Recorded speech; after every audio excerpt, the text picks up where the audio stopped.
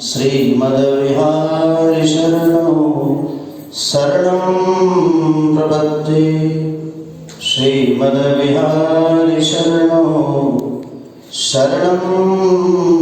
प्रपद्ये। हरे राम राम राम हरे हरे।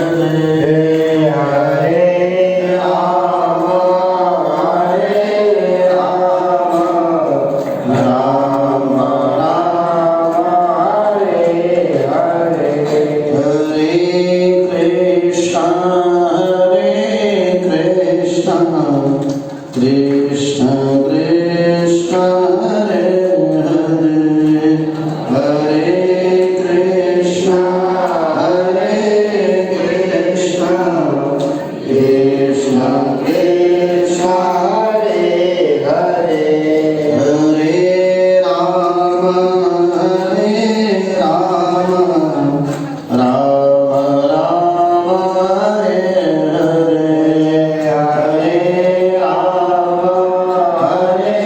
राम राम राम हरे हरे।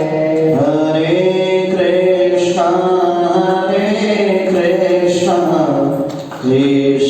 कृष्ण हरे हरे, हरे कृष्ण कृष्ण कृष्ण हरे हरे। ओम लक्ष्मीनाथ समारंभां नाथयामुनिमध्यमाम् अस्मदाचार्यपर्यन्तां वन्दे गुरुपरम्पराम्। श्रीवत्सवंशकलशोदधिपूर्णचन्द्रं श्रीकृष्णसूरितनयं सुधियं सलीलं श्रीमज्जगद्गुरुदेशदर्शधन्यं श्रीश्रीनिवासगुरुवर्यमहाश्रेयम्। कासायं यज्ञसूत्रं शुचिवपुषि तथा शूद्रपुण्ड्रं च भावे। यशास्ते दक्षास्ते कलिकुमतिगिरिं दण्डवशं दण्डं संसाराग्रे कुसन्दै भृतजलममलं दानपात्रं पवित्रं श्रीविश्वक्सेन सूदे पदकमलयुगं श्रेयसे संशयामि। कासाय शोभिकमनीयवरं कृतदण्डं शैलेशयोगिपदपङ्कजभिङ्गराय वैकुण्ठनाथचरणं वजसत्तचेतं लक्ष्मीप्रपन्नयतिपर्यमहं प्रपद्ये। नारायणं नमस्कृतं नरं चैव नरोत्तमं देवी सरस्वतीं व्यासं ततो जयमुदीरये।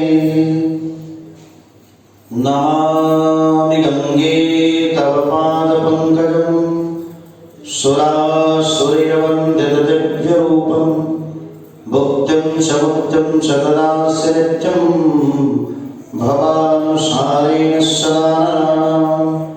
विष्णुपदाम्बुजे गङ्गेर्पदगामिनीं ब्रह्मद्रवैति विख्याते पापं मे हरिजाह्नवी।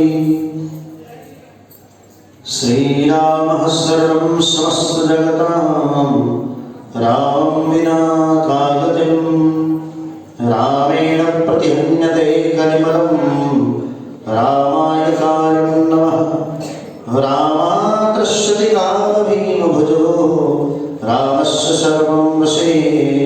रामे भक्तिर्खण्डिता भवतु मे रामत्वमेवाश्रयः। रामे भक्तिर्खण्डिता भवतु मे रामत्वमेवाश्रयः। जय श्रीनारायण, जय श्याम। प्राश्रय कारण करुणा प्रणाली से लक्ष्मी नारायण भगवान एवं श्री गुरुदेव युगल चरणों में कोटिशः नमन। श्री हरि गुरु कृपा से हमारा इस परम पुनीत पवित्र प्रांगण में विराजमान होकर के भगवान और भगवान के भक्तों की कथा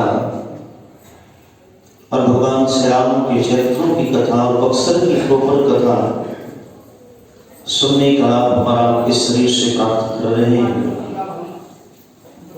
क्योंकि बक्सर एक कोई साधारण स्थान नहीं है जिसको पुराणों में सिद्धाश्रम के नाम से जाना गया। ये साक्षात सिद्धाश्रम है जहां आकर के अनेक देवी देवता भी यहाँ आकर के विहार करते हैं। ऐसी विहार श्री बक्सर, जहां वो बचरी स्वयं कल जब उन्होंने कथा सुनाई थी व्यास जी महाराज के जन्म के प्रादुर्भाव में, बक्सर का पूर्ण योगदान रहा। स्वयं चौबंद श्री महाराज जिनके नाम पर चौसा है, ऐसे चौबंद श्री महाराज का भी प्रादुर्भाव बड़ी अद्भुत हुआ है।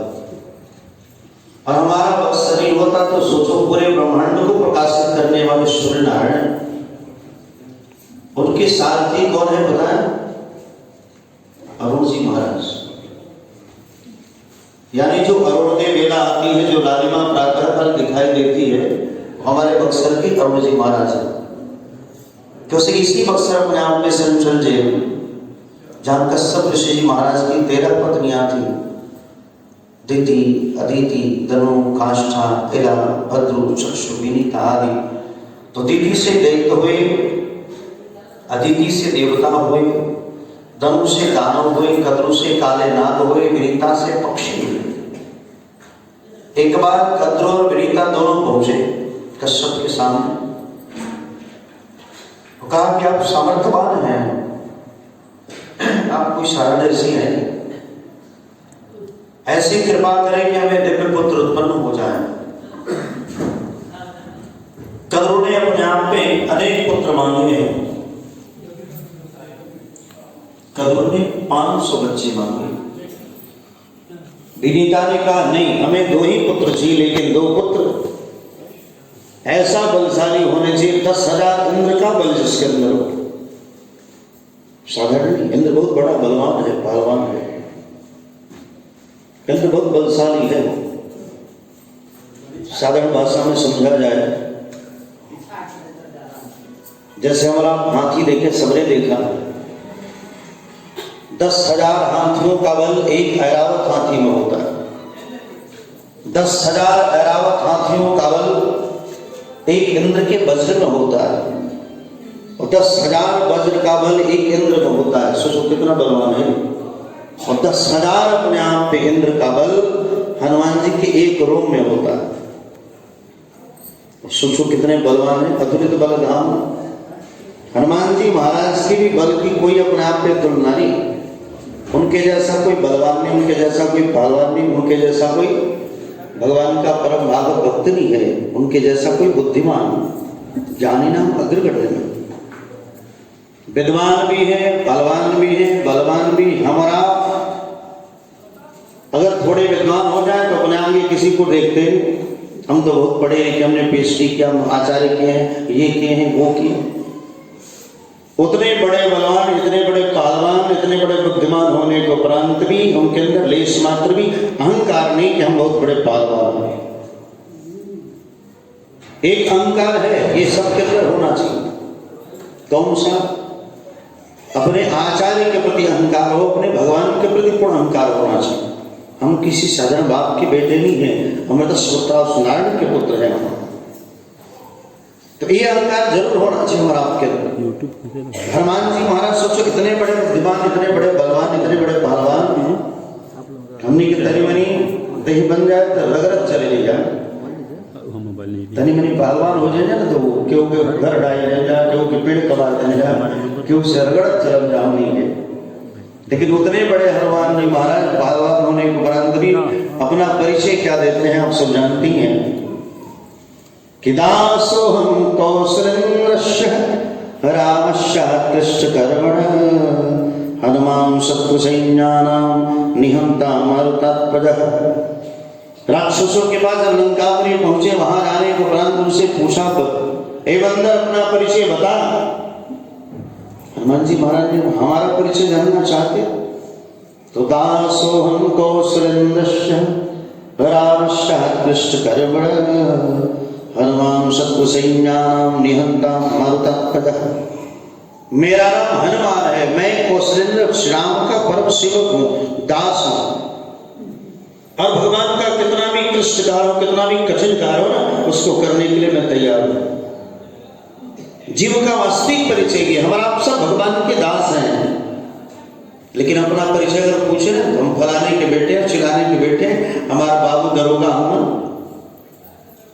और डीएसपी है, ये है वो है, ये सब झूठा अपने आप में परिचय है। जीव का वास्तविक परिचय है, हमारा आप सब भगवान के सेवक हैं, दासो हम कौशलेंद्र से। लेकिन हमारा मुरसैया भय कोतवाल और डरता है। घर में एक दरोगा हो तो सब दरोगे भाव कर ले का दरोगा उनका मेहरा पतो सब दरोगे हो ही जाए। और उसी परिचय पर हमारा ऐंठते रहते हैं। लेकिन इतने बड़े बुद्धिमान होकर के वहां जाने के पर अहंकार है, लेकिन वहां अहंकार से भगवान के प्रति है। राक्षसों ने कहा हे बानर, राक्षसों ने कहा बानर तूने रावण को देखा नहीं, जब रावण को देखोगे ना तो तुम्हारे चरणों के नीचे से जमीन खिसक जाए। अब तो और गर्म हो गए भाई, भगवान के भगत हैं और कोई चढ़ावे तब तो पूछोगा तो और गर्म हो गए। हनुमान जी तो ऐसे ही बंदर है भाई। अब हनुमान जी महाराज और गर्म हो, कहा कह रहे मूर्खों, एक रावण दो रावण की क्या बात करें, न रावण सवे युधे पति भवेद शीला वित्तपत्तः पादपश्च सहस्र। एक रावण दो रावण की क्या बात कर, उसके जैसे हजारों रावण हमारे सामने आ जाए, बड़े बड़े चट्टानों को उठा करके पटक करके मार डालूंगा, या अपने चरणों से अपने आप को उसको मसल करके चला जाऊंगा। मेरा हनुमान है। अगर उसने हमारी मैथिली को वापस नहीं दिया तो अर्धितम परिणमधाम सभी बात उसने कहा। हनुमान जी महाराज एक दो की क्या बात करें, हजारों भी आ जाए, अगर हमारी मैथिली को वापस नहीं किया तो सारे राक्षसों को यहाँ मीसताम सर्वक्षसाम, सारे राक्षसों को चटनी की तरफ मसल करके चला जाऊंगा। मेरा हनुमान है। अब बताओ यहाँ अहंकार है कि सारे राक्षसों को चटनी की तरह टमाटर की तरह मसल कर चला जाऊंगा, मेरा हनुमान है। लेकिन ये अहंकार नहीं है, अहंकार भी भगवान के प्रति है। इसलिए दम्भो दर्पो युवानश्चः, वो दम्भ भी दर्प हो गया। जैसे आचार्य के प्रति अहंकार हो, भगवान के प्रति अहंकार हो तो आप कहीं भी गिरने वाले नहीं हैं। आपको भगवान हमेशा सुरक्षित कर देंगे, बचा लेंगे आप। इतना बड़ा बलवान। इसलिए मैया विनीता ने कहा हे कश्यप ऋषि, हे पतिदेव, हमें अधिक नहीं दो ही पुत्र चाहिए, लेकिन दो पुत्र सामर्थ्यवान हैं। कैसा सामर्थ्य? तो 10,000 इंद्र का बल जिनके अंदर विराजमान हो, ऐसे हमें पुत्र चाहिए। तो देखो सृष्टि की विडंबना, महाभारत की कथा है। सृष्टि की ऐसी विडंबना, इन दोनों माताओं के गर्भ से अंडे हो गए। कद्रू के 500 छोटे छोटे अंडे हो गए और विनीता के 2 अंडे हो गए। ले जाकर दास दासियों ने अपने आप में उसकी सेवा की है। 500 वर्ष व्यतीत हो गए, ठीक है ना? 500 वर्ष व्यतीत होने के उपरांत, यानी 500 वर्ष व्यतीत हुआ तब जाकर के अंडे फूट करके बाहर निकले। लेकिन विनीता के अंडे फूटे नहीं। कद्रू के तो फूट गए, सब काले काले नाग प्रकट हो गए, लेकिन विनीता के अपने आप में 2 अंडे फूटे नहीं। तब जाकर के विनीता ने उतावल आवस, ठीक है, उतावल आवस सोचा कि बताओ ये 500 अंडे फूट गए, ये फूटे नहीं।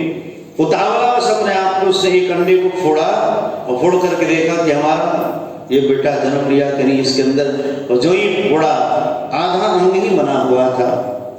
पंगु उत्पन्न हुए, नीचे का पैर बना नहीं था, पंगु थे। तब जाकर तूने शाप दे दिया है, जा मैं शाप देता हूं। अरे मैया, तूने उतावला उस अपने आप में हमें फोड़ करके देखा, इसलिए मैं शाप देता हूं, तू अपने घर में ही 500 वर्षों तक दासी बन करके रहना पड़े। विनीता को शाप दे दिया उनके पुत्र ने। अरुण जी महाराज उसी समय तुरंत सूर्यमंडल के अपने आप में सूर्यनारायण के सारथी पद पर विराजमान हो गए। सोचो हमारे बक्सर के लोग कहाँ कहाँ हैं, इसी चंचल जल बक्सर से अपने आप में प्रादुर्भाव हुआ और जाकर के अपने आप में सूर्यनारायण के सारथी हो गए। आज पूरे ब्रह्मांड को अपने आप में प्रकाशित कर रहे हैं, सोचो। इसलिए हमारा बक्सर अपने आप में सबसे श्रेष्ठ है। जितने भी तीर्थ अपने आप में हैं, सब में, सारे तीर्थों में। इसलिए हम नहीं कहते, स्वयं भगवान वराह कहते हैं, सत्यम सत्यम पुनः सत्यम वज्मच्छाय चक्षते शिलासनम समं तीर्थम न भूतो न भविष्यति। कहते इसके जैसा तीर्थ ना कोई हुआ, ना आगे चल करके होगा, ऐसा श्रेष्ठ बक्सर है। पद्म पुराण के अनुसार काशी में जाकर के मरोगे, मरने के उपरांत तुम्हारे दाएं कान में जब भगवान शिव राम तारक मंत्र देंगे तब उद्धार होगा। लेकिन बक्सर में मात्र वायु का स्पर्श हो जाए,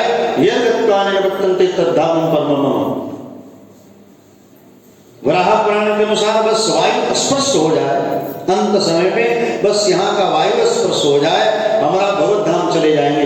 ऐसी बक्सर की महिमा है। लेकिन हमारा बक्सर को बक्सर बनाना ही नहीं चाहते। आप अयोध्या में चले जाओ, एक रिक्शा वाला भी सीताराम सीताराम बोलेगा, जय श्री राम बोलेगा। वृंदावन में चले जाओ, रिक्शा वाला भी राधे राधे बोलेगा। बक्सर में आ जाता पूछवा जाए कि हमारा कमरिया, अब बता दिया सब तुरंत कोचस के रास्ता जा, तो बता दो भोजपुर का रास्ता बता क्या।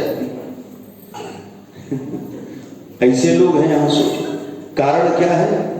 कारण सिर्फ ये है संतों का संग। संत तो बहुत हुए यहाँ पे बक्सर, संत तो इतने हुए क्या बतावें, उतना संत तो हमें नहीं लगता कहीं भी होंगे।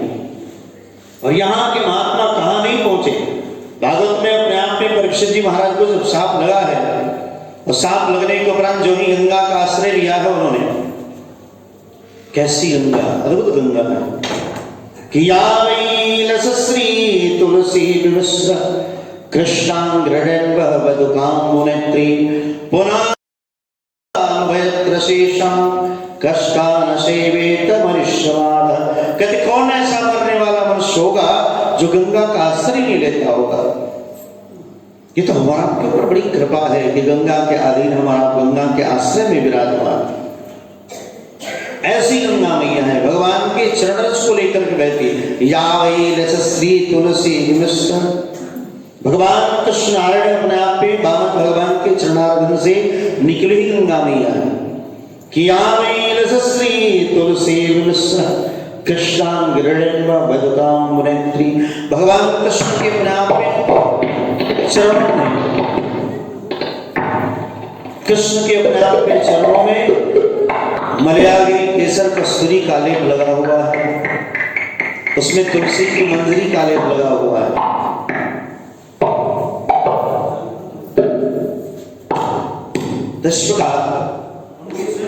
चरणों में अपने आप में मलयागी चंदन का लेप लगा हुआ है, केसर कस्तूरी का लेप लगा हुआ है, और उस रस को लेकर के अपने आप में बैठे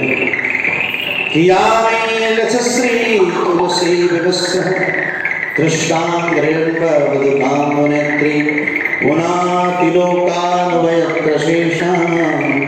कष्टान सेवेत मनुष्यवाद। कौन ऐसा करने वाला मनुष्य होगा जो गंगा का आश्रय में लेता हो। काहे आवाज करते हो? श्री राम जय राम जय जय राम, श्री राम जय राम जय,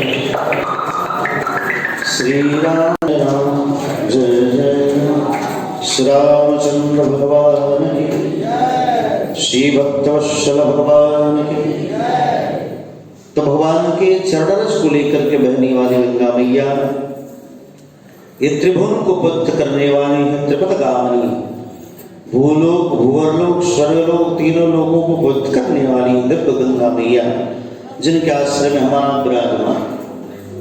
हमारे बक्सर के महात्मा सोचो, जो परीक्षित जी महाराज को सांप लगा के तिरंगित मायानम तक्षमे शब्द में हरि, आज के 7वें दिन आपको तक्षस डसेगा और आपका प्रणंत होगा। अंत समय में उन्होंने भी गंगा का आश्रय लिया, इधर नहीं, वही गंगा के आश्रय में पहुंचे अंतिम समय।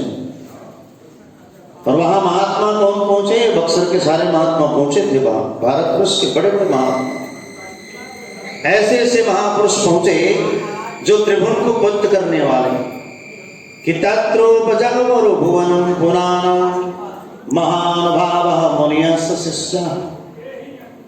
वहां बड़े बड़े मनीषी लोग पहुंचे। तत्रोपजगमरु भुवनं पुराणं महानुभावः मुनियस्य शिष्यः, अपने अपने शिष्यों के साथ पधारे।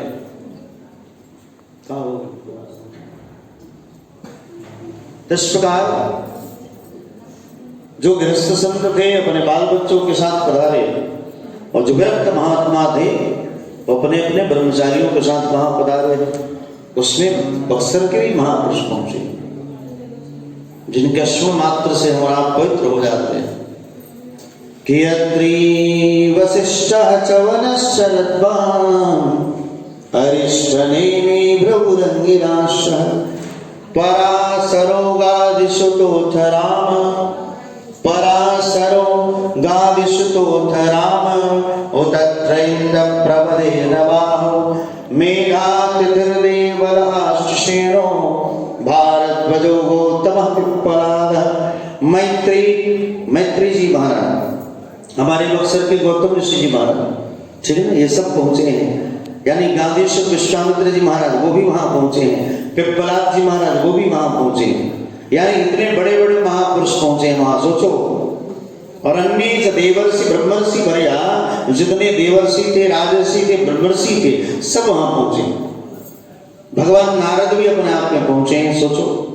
नारद जी महाराज जिनकी तपस्या अपने आप में लगाओ, जहां नारदेश्वर भगवान विराजमान है, नारदेश्वर के नाम से, जिस प्रकार वहां नारद कुंड भी विराजमान है आज भी, तैसा अपने आप में स्थान सिद्धाश्रम बख्शा। तो ऐसे ऐसे सोचो। तो वो विनीता को शाप दे दिया, उन्होंने शाप दिया अरुण जी महाराज ने, अरे भैया आपको 500 वर्षों तक दासी बनकर के रहना पड़ेगा अपने घर में। तो अरुण जी महाराज स्वयं भगवान के सुरनारायण के सारथी बने हैं। आज भी जो अरुणदेव बेला आती है, लालिमा जो दिखाई देती है, वो कोई दूसरे नहीं, हमारे बक्सर के अरुण जी महाराज है। 500 वर्ष व्यतीत होने के उपरांत जब दूसरा अंडा फूटा तो हमारे भगवान गरुड़ प्रकट हो गए। बोले गरुड़ नारायण भगवान की। बस राज इंद्र का बल सागर थोड़ी है भाई, ऐसा पराक्रमी अपने आप के गरुड़ जी महाराज हो। योनि कौन सी है? गिद्ध, यानी कि सिद्ध महात्मा है, गिद्ध हो है, सोचो। लेकिन गिद्ध होने के उपरांत भी आज भी गरुड़ जी महाराज भगवान की सेवा में रहे। गरुड़ जी महाराज का तो विवाह हो गया, लेकिन गरुड़ जी महाराज अखंड ब्रह्मचारी रह गए। गरुड़ जी महाराज के अपने आप में 2 पुत्र हुए, एक का नाम जटायु, एक का नाम संपाति हुआ है। गरुड़ जी महाराज स्वयं भगवान की सेवा में ही रह गए, नारायण की सेवा में। सोचो कितने लोग कहते हैं बक्सर में कुंभ हम तो लगाने वाले थे, कोरोना आ गया ना तो लगा रहा था। क्योंकि पहला कुंभ अपने आप में देखा जाए, जैसे वृंदावन लोग कहते हैं ना कि अब अभी लगा है कुंभ वहां पे, तो लोग कहते हैं कि वृंदावन में पहले कलश, पहले हमारे बक्सर में कलश रखा गया। हमारे बक्सर भी सबसे पहले गरुड़ जी महाराज अपनी मैया को छुटकारा दिलाने के लिए अमृत कलश लेकर के आए। क्योंकि गरुड़ जी महाराज ने कहा, अरे मैया मैं तो सामर्थ्यवान हूं और तू दासी बनकर के घर में सेवा करिए, बता कैसे इससे मुक्ति होगी। तब जाकर के कद्रू से पूछा तो कद्रू ने बताया, अगर अमृत कलश लेकर के आ जाओगे ना और हमारे बच्चे अमृत पी लेंगे तब मुक्त हो जाओगे। बस इतना ही था कि अमृत कलश ले आकर के दे दो, इसके बाद छुट्टी, मुक्ति हो जाएगी आपकी। गरुड़ जी महाराज ने कहा, अरे भैया ये हमारे लिए बड़ी बात नहीं, मैं अभी जा रहा हूं, अभी लेके आ रहा हूं। और वही गरुड़ जी महाराज अमृत कलश लेने के लिए जो ही आगे बढ़े, मैया ने कहा, देख बेटा फलाना अपने आप में द्वीप पड़ेगा, उस द्वीप पर मलाह लोग रहते हैं और ये जितने मलाह सब उदंड है, ठीक है। लेकिन कभी भी संत का ब्राह्मण का अपने आप में आहार मत करना, संत ब्राह्मण का अनादर मत करना, संत ब्राह्मणों को मत खा जाना। गरुड़ जी महाराज तो सब कुछ खाने वाले। जब उस द्वीप पर गए तो द्वीप पर अपने आप एक ब्राह्मण, पतित ब्राह्मण था वो, उसने एक मलाह की कन्या से विवाह करके रखा हुआ था। वहां जब गए गरुड़ जी महाराज ने मैया का आदेश खाई, गरुड़ जी महाराज ने सारे मलाहों को खा गए। और जब सबको खा गए तो तो उस कंठ जब भैया से पूछा कि ब्राह्मण को अगर खा जाऊं, संत को खा जाऊं, तो फिर कैसे पता चलेगा कि हमारे कंठ में अपने आप में संत ब्राह्मण है? कहा कि संत ब्राह्मणों के अंदर अनेक दिव्य तेज होता है, उस तेज से तुम्हें पता चल जाएगा कि हमने संत ब्राह्मणों को खाया है। अब जो ही कंठ तक अपने आप में पहुंचे, वो ब्राह्मण पतित ब्राह्मण जो ही कंठ तक पहुंचा ना, उसी समय कंठ जलने लगा। और जो ही कंठ जलने लगा, कहा कि हे ब्राह्मण देवता, जल्दी बाहर निकलो, नहीं तो पचा जाऊंगा तुम्हें। लेकिन वो इतना आसक्त था, जो मलाह की कन्या को रखा था, उसने कहा कि हमारी पत्नी को भी बाहर निकालो, तब निकलूंगा। कहा कि चल कैसे भी तू बाहर निकल गई।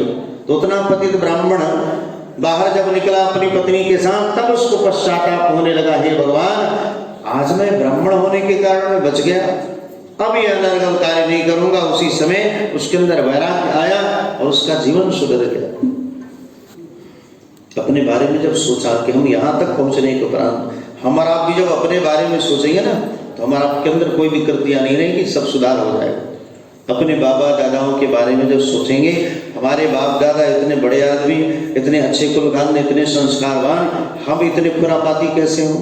तो जब अपने पीछे के आप देखोगे ना, तब अपने आप में हमारा सुरक्षित रह सकते हैं। इसलिए गरुड़ जी महाराज ने अपने आप में सोचो, उसको छोड़ दिया। ये ब्राह्मण सोचा कि आज मैं ब्राह्मण के कारण बच गया, नहीं तो आज तो पच गया हो। तदुपरांत फिर आकाश पढ़ना प्रारंभ किया। मंदराचल पर्वत पर वहां पधारे, तो वहां भी कश्यप ऋषि महाराज मिले और कहा कि देख बेटा, इसी मंदराचल में एक बहुत बड़ा विशाल सरोवर है, और उस सरोवर में अपने आप में ये पूर्व जन्म के दो भाई हैं, एक कछुआ बना हुआ है, एक हाथी बना हुआ है।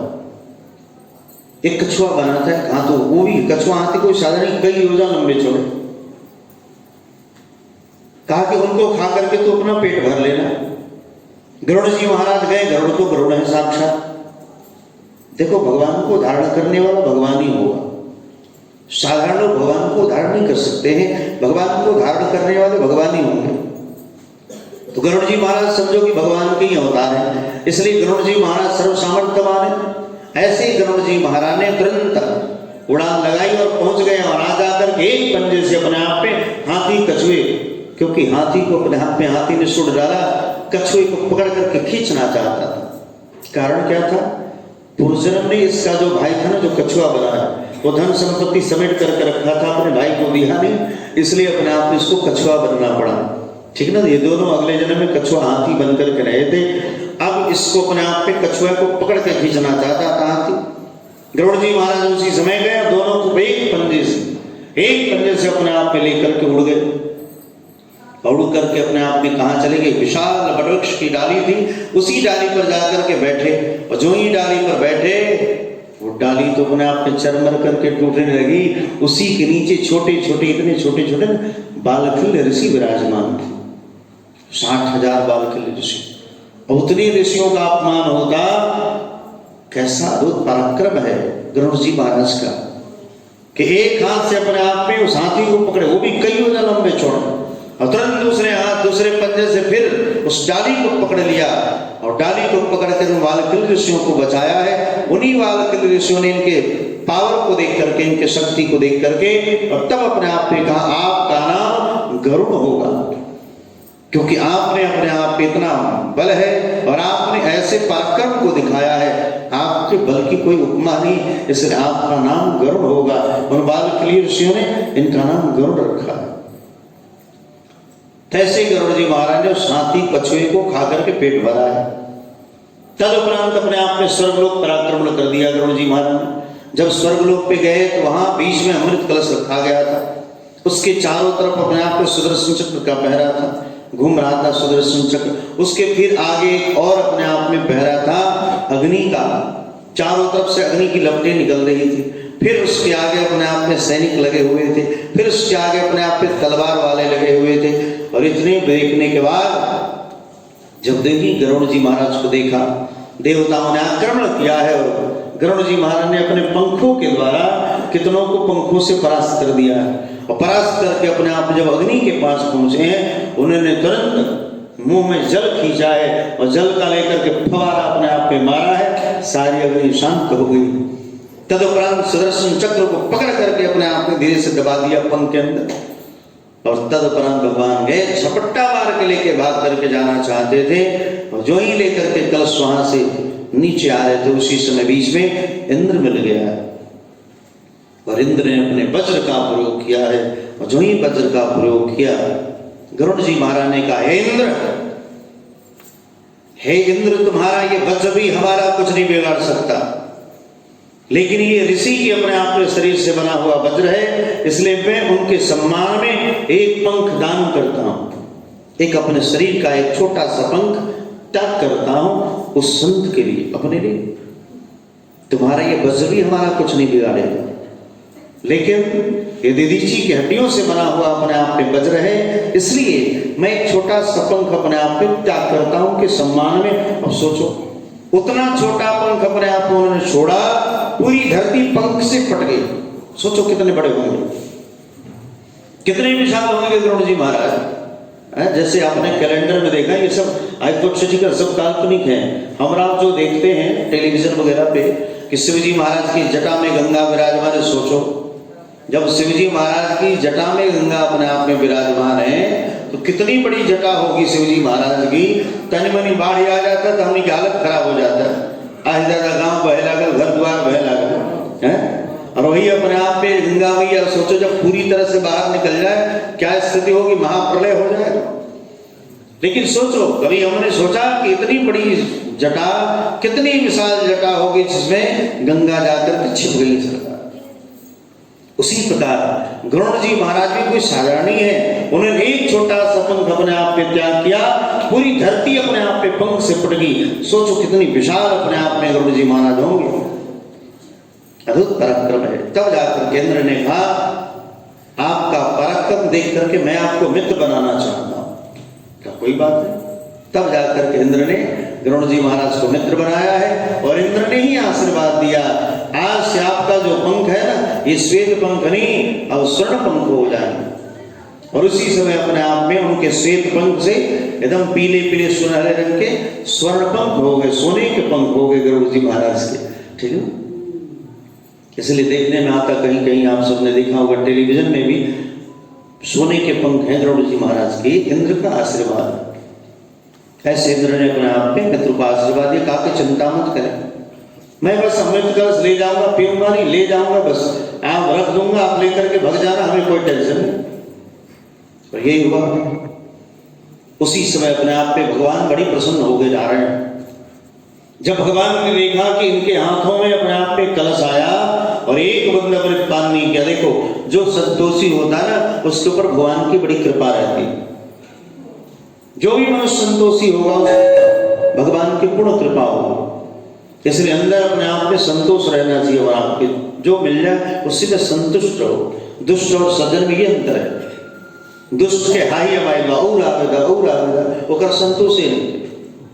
कपड़ा वाला तो करके 50 को सेठ जाए, ठीक है, मटकोर के अलग, परिछावन के अलग, अब बारात जाए वाला अलग, ओकरा के सही वो सेठ जाए, वो दुष्ट है। सज्जन पुरुष जो मिल गया उसी में काम चलाना जो सीखता है वो सज्जन पुरुष का लक्षण है। दुष्ट आई आवाज गौर आवेगा, ना ही मिले तो छीन के जले, दुष्ट है।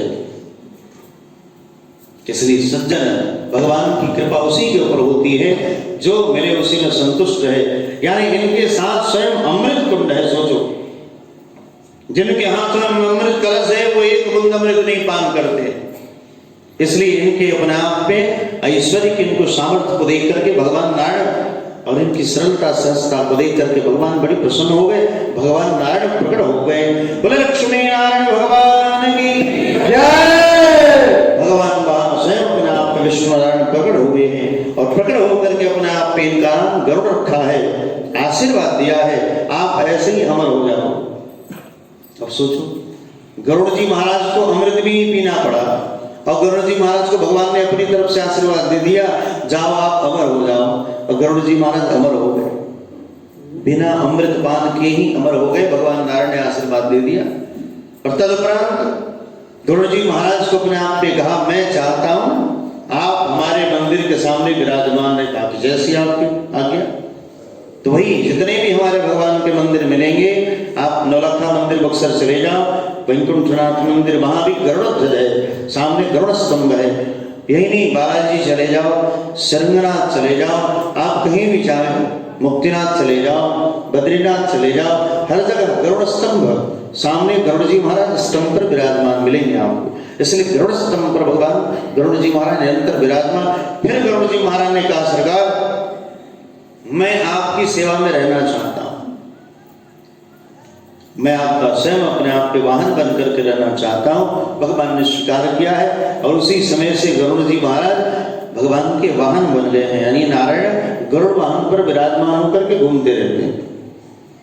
तो इस प्रकार ऐसे परम सर्व सामर्थ्यवान गरुड़ जी महाराज, और वही अमृत कलश ले आकर के, और जो ही ले आकर के अपने आप यहाँ बक्सर में रखा, सेंट्रल जेल बक्सर, कुशा पर अपने आप में कुशा बिछा करके उसी के ऊपर अमृत कलश ले आकर के रखा है। विनीता ने कहा, अपने कुदरू ने अपने पुत्रों को कहा, जितने नाग थे ना, जाओ और स्नान करके सब गंगा स्नान करके आओ। सारे नाग स्नान करने चले गए। इधर इंद्र आया और झपट्टा मार के लेके चला गया।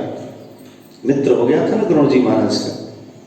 कहा कि हमसे इससे कोई मतलब नहीं, बस हम रखेंगे, आप लेके भाग जाना, कोई बात नहीं। अब जितने नाग आए, विनीता तो मुक्त हो गई। अब जितने भी नाग थे ना, सारे नाग अपने आप में जो ही सामने आए। नागों ने देखा कि हम अमृत कलश तो है नहीं। अब सोचा कि दो चार बंद जो भी गिरा होगा इस कुशा पर, उस कुशा को चाटना प्रारंभ किए। पहले जितने भी सर्प थे ना, सबकी एक एक जीवा थी, लेकिन कुशा का अपने आप में चाटने के कारण उनकी जीवा कट गई और दो जीवा वाले हो गए। इस प्रकार ये दो जीवा वाले सर्प हो गए उसी समय से। इस प्रकार ऐसे गरुड़ जी महाराज, सोचो, इसी सिद्धाश्रम बक्सर विहार से अपने आप में प्रकट हुए और आज नारायण की सेवा में लगे हुए हैं। इसलिए वराह पुराण में कहा गया है, जो भी 12 कोष के अंदर जिन महापुरुषों का प्रादुर्भाव होगा वो साक्षात हमारे ही विग्रह स्वरूप होंगे। इसलिए बक्सर में जितने भी महात्मा हुए, वो त्रिदंडी स्वामी जी महाराज हों या फिर नारदास भक्तमाली जी महाराज हों, ये सारे महात्मा जितने भी हैं, ये सब भगवत विग्रह साक्षात। लेकिन हमारा जब चले जाते तब पहचानते, अरे ये तो नारायण के अवतार थे। जब थे तो आपने पहचाना नहीं। बक्सर के जितने महापुरुष, 12 कोष, बाहर की बात नहीं कर रहा हूं, लेकिन 12 कोष में अपने आप में जिनका जन्म हो गया, वो कोई साधारण महात्मा होंगी नहीं, वो साक्षात भगवान के द्वारा प्रेरित होकर के धरती पर आए हुए हैं। भले देखने में 2 हाथ 2 पैर वाले हैं, हमारा जैसी बात अलग है, लेकिन वो सर्वसामर्थ्यवान है। और आपने भी देखा होगा या उनके बारे में सुना भी होगा। कितने लोग तो देखे नहीं त्रिदंडी स्वामी जी महाराज को, बस सुने हैं लोग क्या ऐसा ऐसा सामर्थ्य का अनेक चमत्कार हुए थे।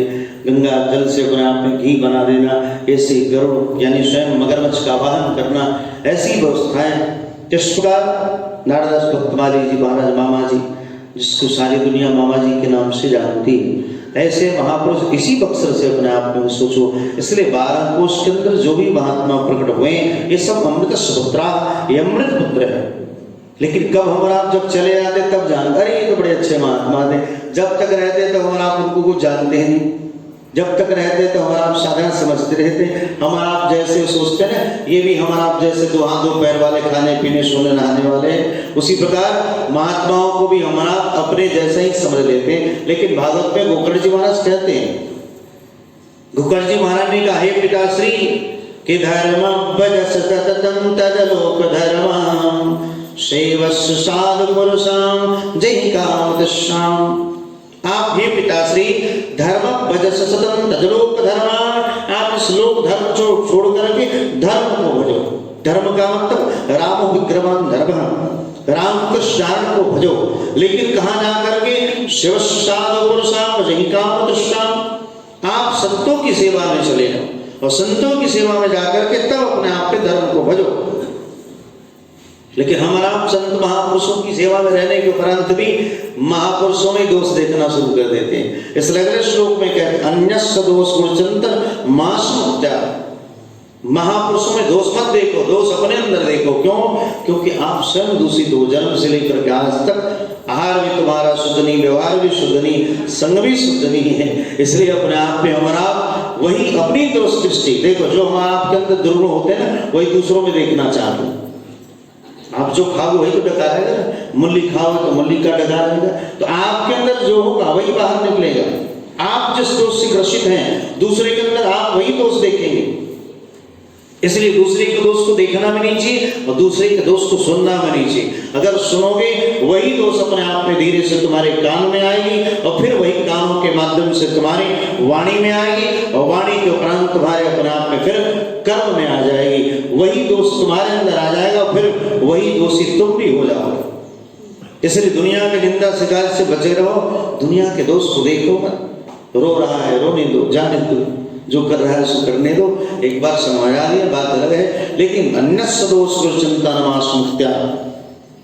मुखर्जी महाराज कहते हैं दूसरे का दोष अपने आप में, महापुरुषों का दोष मत देखो, महापुरुषों का गुण देखना चाहिए, दोष अपना देखना चाहिए। तदुपरांत सेवा कथा रसमहो नितराम पिबत्तम, और उनकी सेवा करते रहो और कथा सुनते रहो, उसी से तुम्हारा कल्याण हो जाएगा। इसलिए दूसरा कोई उपाय नहीं कल्याण का।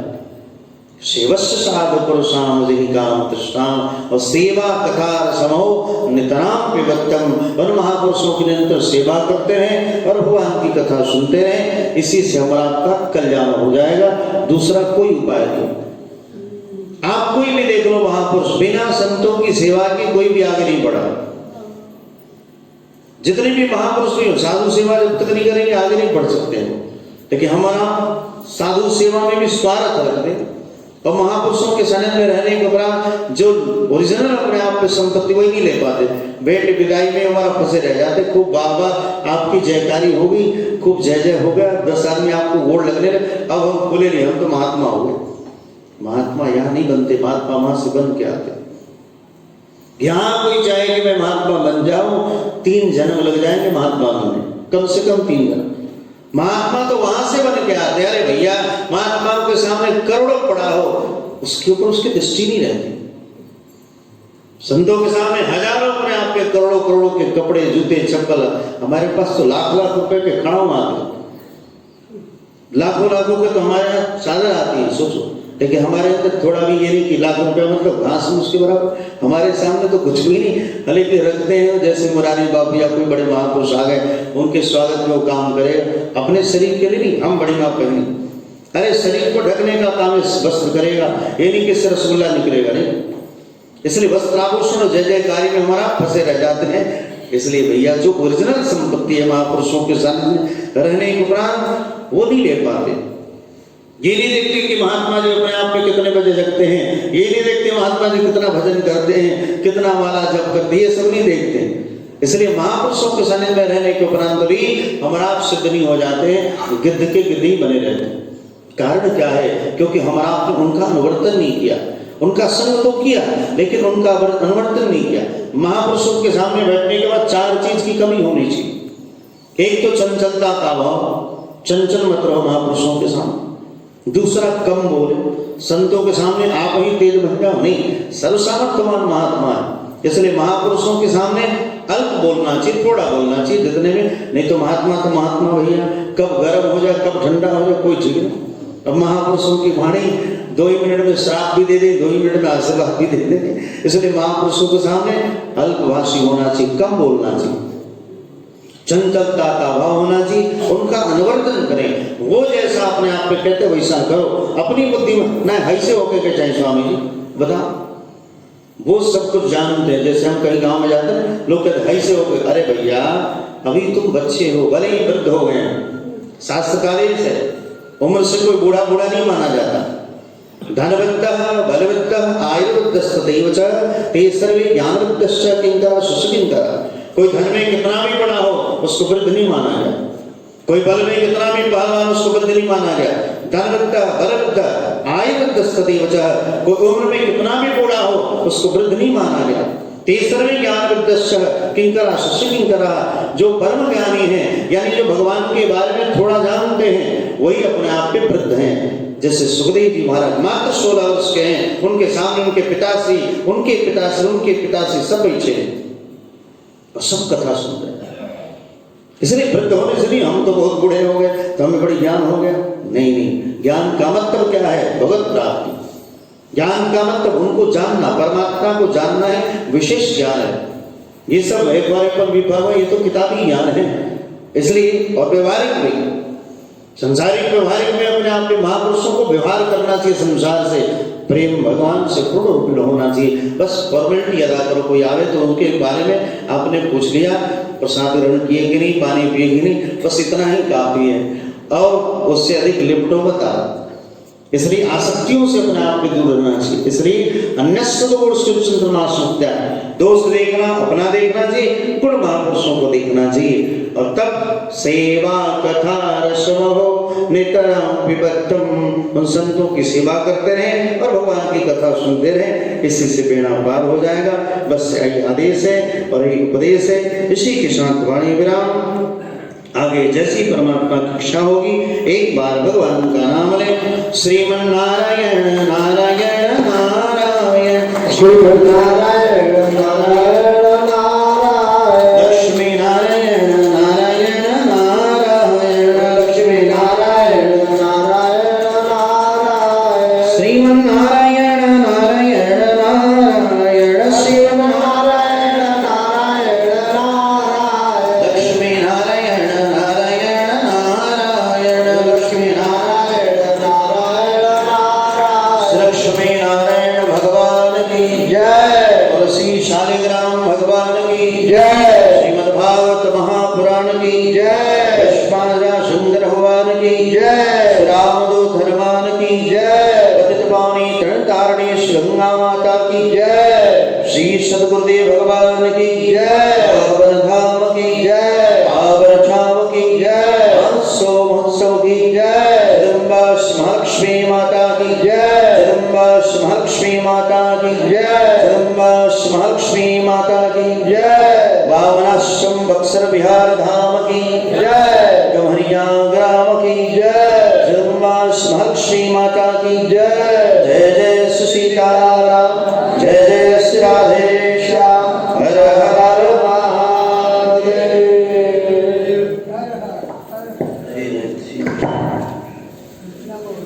आरती कर दे। आरती कर दे।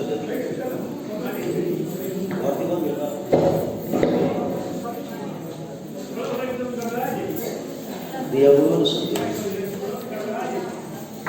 शोजा चक्षुषो सूर्यो अजायत, श्रोत्राद्भाग्यश्च प्राणश्च मुखादग्निरजायत, सृष्यते लक्ष्मी शब्दा वहो रात्रे, पार्श्वे नक्षत्राणिरूपमस्मिनो व्याप्तं मा ईशान्यखाण, ॐ महिखाण सर्वलोकं महिखाण। मकरार्की गुरु ऋषि धृति चक्रदेवरे शुद्धासु सुमना लक्ष्मी नारायण भजे। अपना राम जी के आरती उतारो है सखी, अपना राम जी के आरती उतारो है सखी, सीता राम जी के आरती उतारो है सखी, सीता राम जी के आरती उतारो है सखी।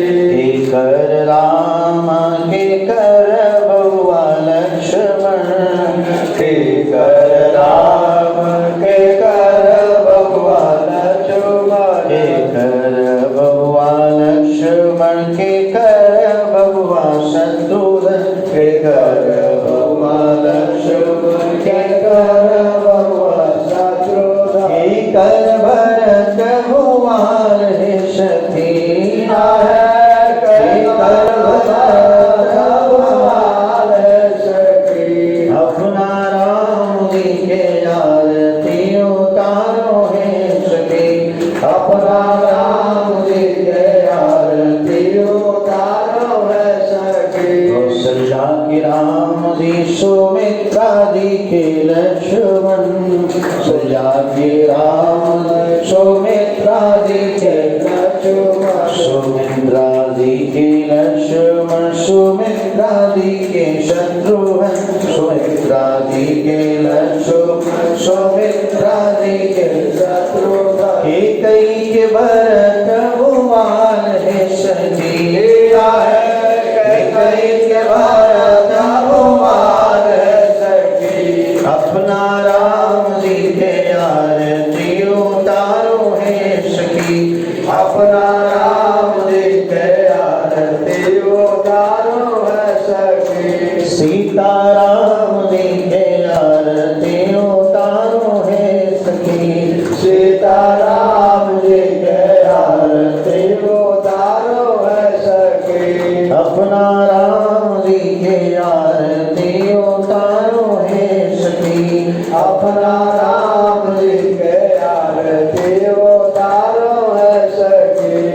कंचन थाल कपूर के बाती, कंचन थाल कपूर के बाती, जगमग ज्योति जरे दिन राती, जगमग ज्योति जरे दिन राती। या छवि पे बल बल जाऊं है सखी, या छवि पे बल बल जाओ है सखी, अपना राम जी के आरती उतारो है सखी, अपना राम जी के आरती उतारो है सखी। सीता राम जी के आरती उतारो है सखी, सीता राम जी के आरती उतारो है सखी। मर्यादा शुद्र षडमतिरसीया प्रसवहु, कृतघ्नो दुर्वाणे स्वर परवशो वञ्चन पर, निशंसः पापिष्ट कथमहमितो दुःख जलदे, कपारादुस्त्रीणस्तव परिशरेशं चरणयो। श्री लक्ष्मी नारायण भगवान की जय, श्री शालिग्राम भगवान की जय, श्रीमद्भागवत महापुराण की जय, श्रीपाद शंकर भगवान की जय, श्री रामदूत हनुमान की जय, पतित पावनी तरतारिणी गंगा माता की जय, श्री सतगुरुदेव भगवान की जय, पावन धाम की जय, पावन धाम की जय, पावन ग्राम की जय, गमरिया ग्राम की जय, महालक्ष्मी माता की जय, महालक्ष्मी माता की जय, महालक्ष्मी माता की जय, महालक्ष्मी माता की जय, अन्नपूर्णा माता की जय। जय जय सीताराम, जय जय राधेश्याम, हर हर महादेव।